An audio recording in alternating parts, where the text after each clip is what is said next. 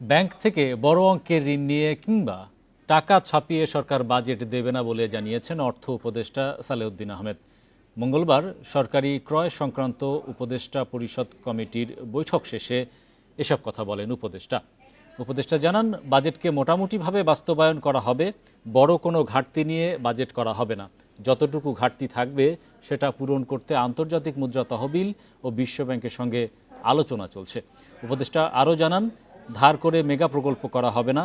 ক্রয় কমিটির বৈঠক নিয়ে অর্থ উপদেষ্টা বলেন, প্রতি লিটার 161 টাকা দরে 1,10,00,000 লিটার পরিশোধিত রাইস ব্রান তেল কেনার সিদ্ধান্ত নেওয়া হয়েছে।